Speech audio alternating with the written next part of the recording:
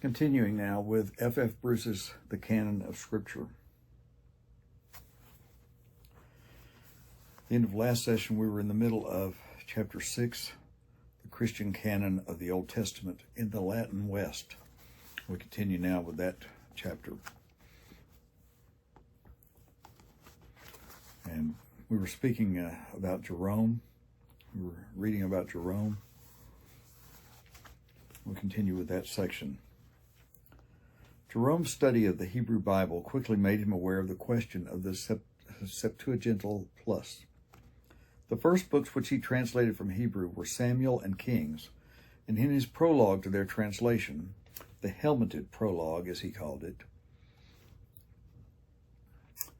because it stood in front of his translation to defend the principles on which he carried it out.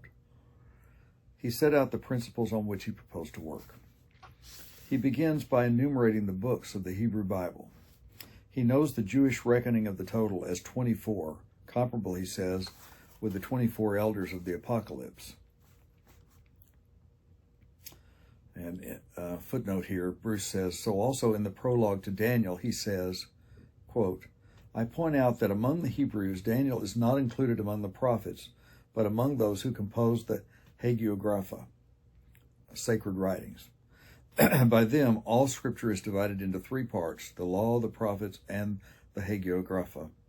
That is, into 5 plus 8 plus 11 books.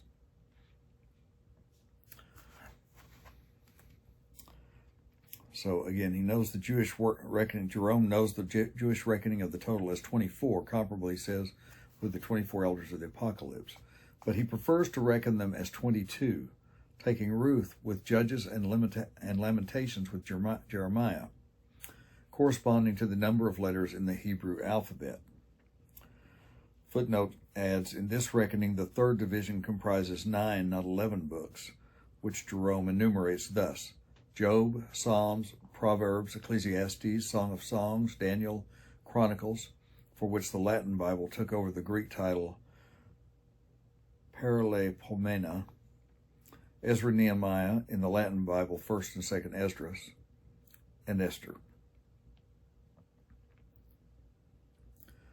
Or, if allowance be made for the 5 letters which have special final forms, the total could be reckoned as 27. Samuel, Kings, Chronicles, Ezra, Nehemiah, and Jeremiah, Lamentations being split into 2 books each. Then he goes on, quote, whatever falls outside these must be set apart among the Apocrypha. Therefore, wisdom, which is commonly entitled Solomon's, with the book of Jesus, the son of Sirach, Judith, Tobias, and the shepherd are not in the canon. So wisdom, Judith, Tobias, and the shepherd are not in the canon. He says, continuing with what Jerome writes, I have found the first book of Maccabees in Hebrew.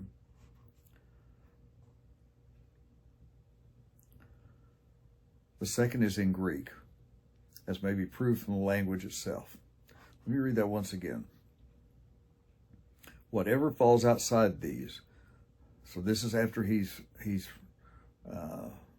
reckoned after he's listed the books, he prefers to reckon them as 22, or if allowance be made for the 5 letters which have special final forms, the total could be reckoned as 27.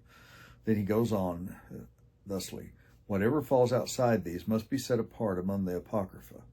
Therefore wisdom, which is commonly entitled Solomon's, with the book of Jesus, the son of Sirach, Judith, Tobias, and the shepherd are not in the canon.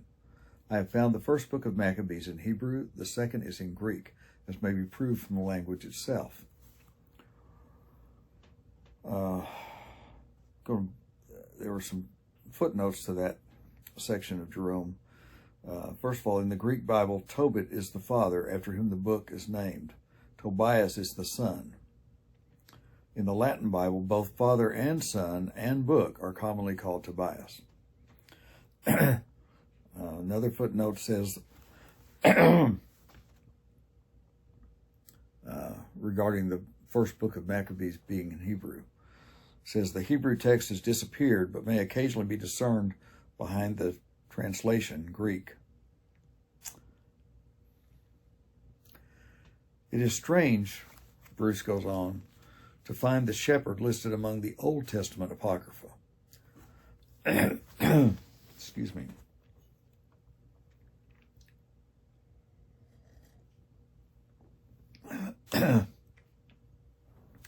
But Jerome's use of the term Apocrypha calls for comment. Athanasius had distinguished three categories of books: canonical, edifying, but not canonical, and apocryphal. Canonical, edifying, but not canonical, and apocryphal. That's Athanasius. The edifying books, the Wisdom of Solomon and of Ben Sirah, Esther, Judith, and Tobit, with the Didache and the Shepherd from the New Testament age, might be read in church. The apocryphal books were to be avoided altogether. This threefold distinction was maintained among the Latin fathers by Rufinus of Aquileia, circa 345 to 410, who referred to the second category as ecclesiastical books. Rufinus, in On the Creed, says, "Our fathers called them ecclesiastical." A generation earlier, Hilary of Poitiers, circa 315 to 367, follows Origen's list when enumerating the Old Testament books, but in his writings generally cites the Septuagintal Plus in much the same terms as the books found in the Hebrew Bible. Those ecclesiastical books, Bruce says, are designated apocryphal by Jerome. So, by Rufinus, they're ecclesiastical. By Jerome, they're apocryphal. This term originally meant hidden. This term apocryphal originally meant hidden. It was applicable, for example, to the 70 books which Ezra is said to have copied, along with the 24 public books. The 70 were to be delivered in secret to the wise among the people, 4th Ezra 14:26 and 46 following. But it is the usage of a word, not its etymology, that determines its meaning. That's a critical point there. He says it is the usage of a word, not its etymology, that determines its meaning. Origen indeed suggests in his letter to Africanus that the story of Susanna had been, quote, hidden among the Hebrews at a remote date and preserved only by the more learned and honest, end quote. But he intends in no way to undervalue Susanna. Indeed, he says, the Jewish authorities hid from the knowledge of the people any passages which contained any scandal against elders, rulers, or judges, some of which have been preserved in, quote, apocryphal writings. Tobit and Judith, he was informed by Jews, were not to be found even among the Hebrew apocryphal books, yet they were valued and used in the church. Jerome's precise view on the function of the works which he relegated as apocryphal is made clear in his prologue to the three books of Solomon, Proverbs, Ecclesiastes, and the Song of Songs. There, Jerome says, there circulates also the all-virtuous wisdom of Jesus, the son of Sirah, together with a similar work, the pseudepigraph, entitled The Wisdom of Solomon. The former of these, all right, he has a footnote here, and I think it's important. He says one should beware of translating Jerome's words here as though they meant another pseudepigraph. Let's start saying it that way. Pseudepigraph entitled The Wisdom of Solomon. One should beware of translating Jerome's words here as though they meant another pseudepigraph entitled The Wisdom of Solomon. Jerome must not be suspected of supposing that Ben Sirah's wisdom book was ascribed to another than its real author. Now, let's go back here. Jerome's precise view on the function of the works which he relegated as apocryphal is made clear in his prologue to the three books of Solomon, Proverbs, Ecclesiastes, and the Song of Songs. There circulates also the all-virtuous wisdom of Jesus, the son of Sirah, together with a similar work, the pseudepigraph, entitled The Wisdom of Solomon. The former of these I have also found in Hebrew, entitled not Ecclesiasticus, as among the Latins, but Parables. The latter is nowhere found among the Hebrews. Its very style smacks of Greek eloquence and several ancient writers affirm it to be the work of Philo the Jew. Therefore, as the Church indeed reads Judith, Tobit, and the books of Maccabees, but does not receive them among the canonical books, so let it also read these two volumes for the edification of the people, but not for establishing the authority of ecclesiastical dogmas. So Jerome here has marked a clear distinction between books that are helpful, edifying, but do not necessarily have divine authority behind them. In his prologue to Jeremiah, Jerome points out that he has not included the book of Baruch in his version of the major prophet because it is neither read nor recognized among the Hebrews. He is prepared for the abuse that will be heaped on his failure to acknowledge it. In the prologue to his version of Daniel, he points out that the current Greek form of that book is not the original work of the 70, but Theodosian's version. I do not know why, he adds, but if he had studied the original Septuagint version carefully and compared it with the Hebrew and Aramaic text, he would have discovered why. That's what Bruce says. Bruce adds a footnote here. The original Septuagint version of Daniel is a free and interpretative rendering. Theodosian's version follows the Hebrew and Aramaic text more closely. About half of Daniel is in Aramaic. The rest is in Hebrew. Daniel 2:4b through 7:28 is in Aramaic. The rest is in Hebrew. Other parts of the Old Testament which have Aramaic, not Hebrew, as their original text are Ezra 4:8 through 6:18, 7:12 through 26, and Jeremiah 10:11. Among the Hebrews, he says, the book of Daniel contains neither the history of Susanna, nor the hymn of the three young men, nor the fables of Bel and the dragon, but he has appended them to his translation of the book, he adds, lest among the uninstructed we should seem to have lopped off a considerable part of the volume. Yeah, and a footnote says he was charged with doing this very thing by Rufinus. He knows the argument used by Africanus in his letter to Origen about the history of Susanna, that the play on the names of the two trees cannot have originated in Hebrew, and shows how an equally telling play on their names can be made in Latin. Footnote adds, thus the reply, under a holm oak, could meet with the riposte, you will perish forthwith. Under a mastic tree, could be countered with, may the angel crush you into seeds. He translated the book of Esther from Hebrew, but was content to add the Septuagintal plus of the book as it stood in the Old Latin. He says that he translated Tobit and Judith from Aramaic. The footnote adds, portions of Tobit in both Aramaic and Hebrew have been identified among the fragments from Qumran cave. The Semitic original of Judith is no longer extant. The other books of what he called the Apocrypha he left unrevised in their existing Latin version. What Jerome calls the Apocrypha corresponds to Athanasius' second category of Old Testament books, called by Rufinus and others ecclesiastical books, that is, books for reading in church. So remember that. Ecclesiastical, when they say ecclesiastical books, they're talking about books for reading in church. It is, however, a little confusing to find that Jerome sometimes uses the word apocryphal in the sense given to it by Athanasius, of those books in Athanasius' third category which have no place in the church. Thus he argues that in 1 Corinthians 2:9, what no eye has seen nor ear heard, Paul is giving a free paraphrase of Isaiah 64:4 and refuses to follow those writers who, quote, run after the ravings of the apocryphal books and find the origin of the words in the Apocalypse of Elijah. Footnote adds, no doubt he has Origen in mind, though he does not name him. Origen gives this as the source of the quotation in his commentary on Matthew.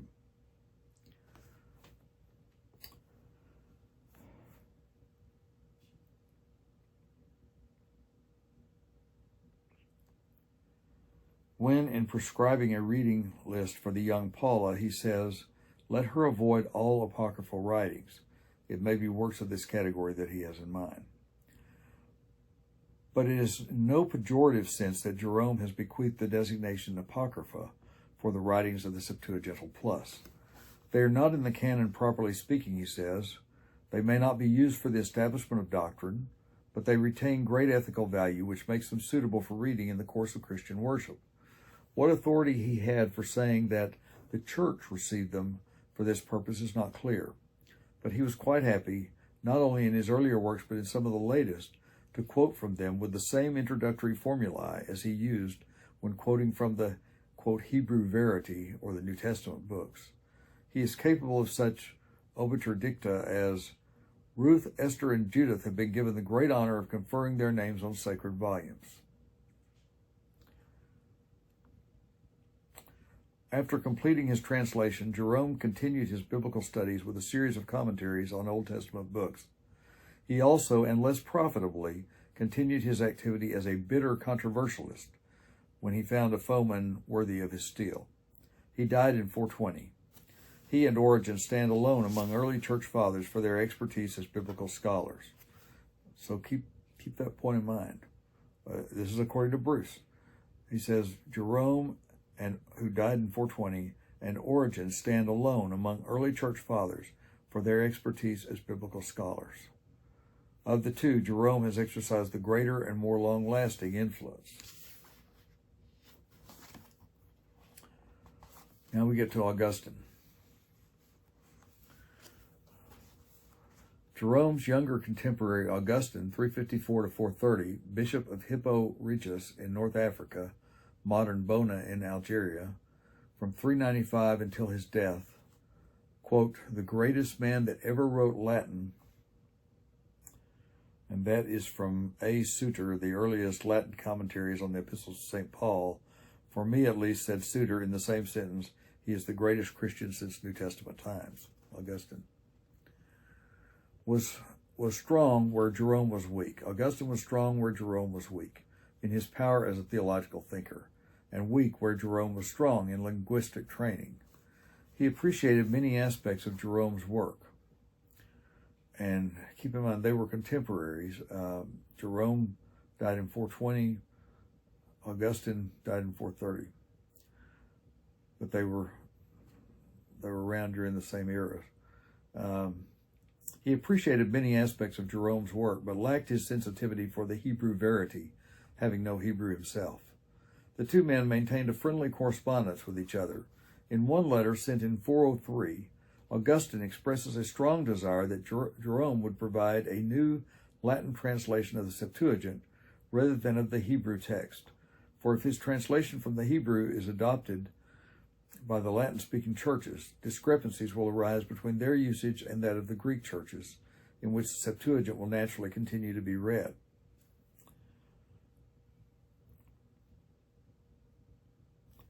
And a footnote adds that Augustine had made the same request to Jerome 8 or 9 years previously. He adds that even in Latin-speaking churches, too much innovation in rendering may cause disorder. A riot broke out in one North African church, he says, when the bishop, reading Jonah 4:6, called the plant which shaded Jonah from the sun an ivy, in accordance with Jerome's new version, and not a gourd, the term to which they were accustomed. The bishop was forced to change the rendering so as not to lose his congregation. Jerome replied at length, defending his practice and his interpretation with regard to this and other scriptures. Nevertheless, Augustine acknowledged that an acquaintance with both Hebrew and Greek was necessary in order to understand the scriptures properly, and especially, where the Old Testament was concerned, an acquaintance with Hebrew. Translations from Hebrew are few, but translations from Greek are two a penny. For in the earliest days of the faith, when a Greek manuscript came into anyone's hands and he thought he possessed a little facility in both languages, Greek and Latin, he ventured to make a translation. Augustine himself has left an explicit statement on the limits of the canon of Scripture. It is contained, he says, in the following books. Augustine writing here, quote from Augustine, 5 books of Moses, Genesis, Exodus, Leviticus, Numbers, Deuteronomy. 1 book of Joshua, the son of Nun, 1 of Judges, 1 short book called Ruth, which seems rather to belong to the beginning of Kings. Next, 4 books of Kings and 2 of Chronicles. these last not following consecutively but running parallel, so to speak, and covering the same ground. There are other books which appear to follow no regular order, being connected neither with the order of the preceding books nor with one another, such as Job, Tobias, Esther, and Judith, the 2 books of Maccabees, and the 2 of Esdras, that is, Ezra and Nehemiah. These last seem to be rather a sequel to the continuous regular history, which ends with the books of Kings and Chronicles. Next come the prophets, in which there is 1 book of the Psalms of David, and 3 books of Solomon, Proverbs, Song of Songs, and Ecclesiastes. 2 books indeed, one called Wisdom and the other Ecclesiasticus, are ascribed to Solomon because of a certain resemblance of style, but the most probable opinion is that they were written by Jesus, the son of Sirach. A footnote adds that in his retractations 2.2, Augustine withdraws his mention of Jesus ben Sirach as author of wisdom. Going on here with Augustine, still they are to be numbered among the prophetical books, since they have won recognition as being authoritative. The remainder are the books which are strictly called the prophets. There are 12 separate books of the prophets which are joined to one another, and, having never been disjoined, are reckoned as one book.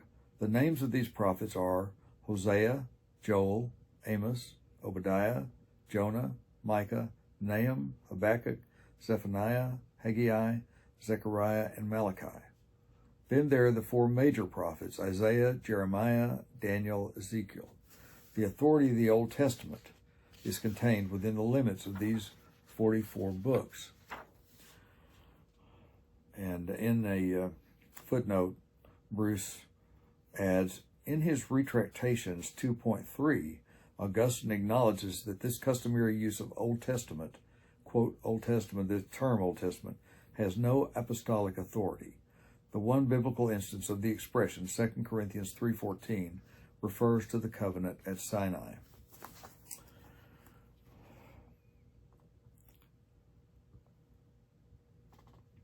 All right, by the clock on the wall, I have exceeded the 20-minute. You know what? We've got just 2 pages remaining. I'm going to go ahead and violate my 20-minute rule this time and finish this chapter. Then he enumerates 27 books of the New Testament as they had been enumerated by Athanasius. It may or may not be a coincidence that the total of 44 Old Testament books is twice the traditional 22. This larger total is reached by counting the 12 minor prophets separately, even if, as he says, they were traditionally reckoned as one book, and adding the apocryphal books, as Jerome called them. The additions to Esther and Daniel are included in the books to which they are attached. Lamentations, Baruch, and the letter of Jeremiah, which in the Latin Bible is counted as the 6th chapter of Baruch, are included with Jeremiah. Augustine's classification of the books is interesting.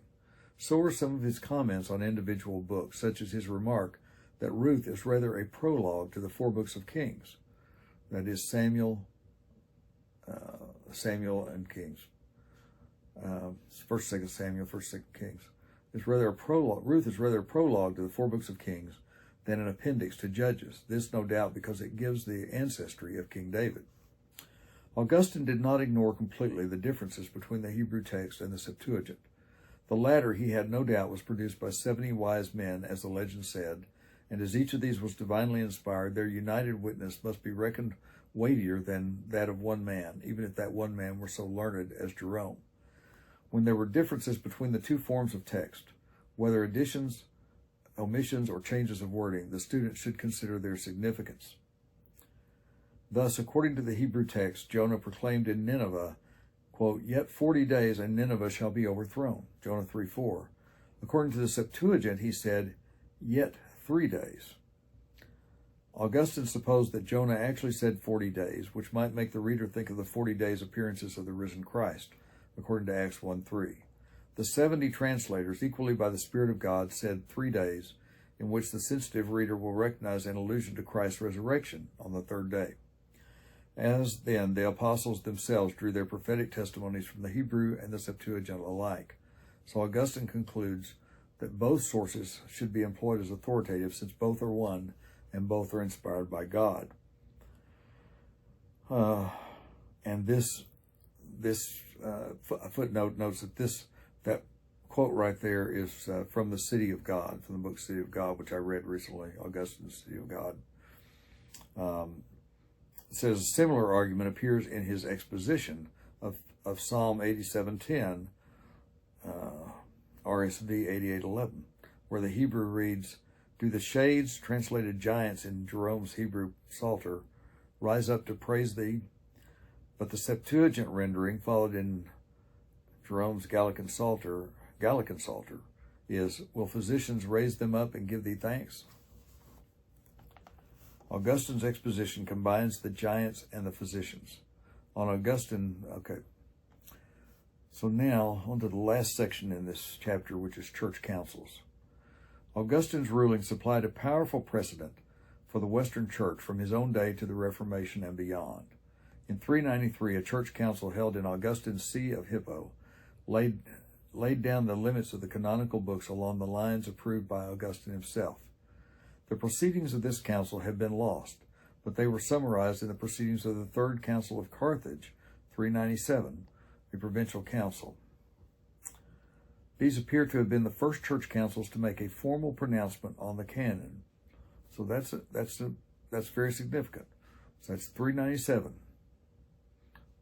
the year 397, and 393. 393, a church council held in Hippo. 397, the Third Council of Carthage, a provincial council.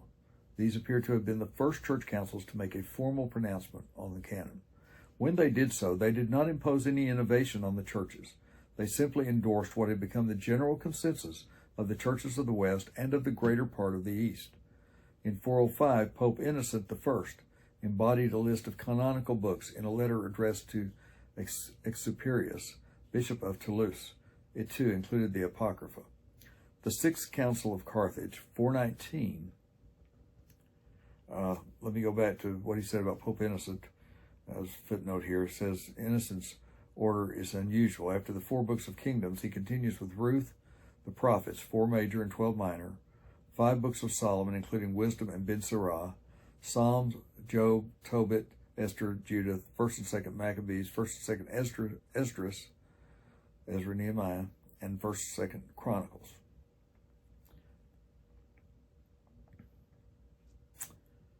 The Sixth Council of Carthage, 419, reenacted the ruling of the Third Council, again with the inclusion of the apocryphal books. What is commonly called the Gelasian Decree on books, or Gelasian, whatever, starts with a G, which are to be received and not received, takes its name from Pope Gelasius, 492 to 496. It gives a list of biblical books as they appeared in the Vulgate, with the Apocrypha interspersed among the others. In some manuscripts, indeed, it is attributed to Pope Damasus, as though it had been promulgated by him at the Council of Rome in 382. But actually it appears to have been a private compilation drawn up somewhere in Italy in the early 6th century. That is the end of chapter 6, the Christian Canon, Old Testament, Christian canon of the Old Testament in the Latin West. In our next session, and I apologize for going way over the 20-minute mark, but I wanted to finish this chapter. In the next session, we'll begin chapter 7, before and after the Reformation. Thank you for watching.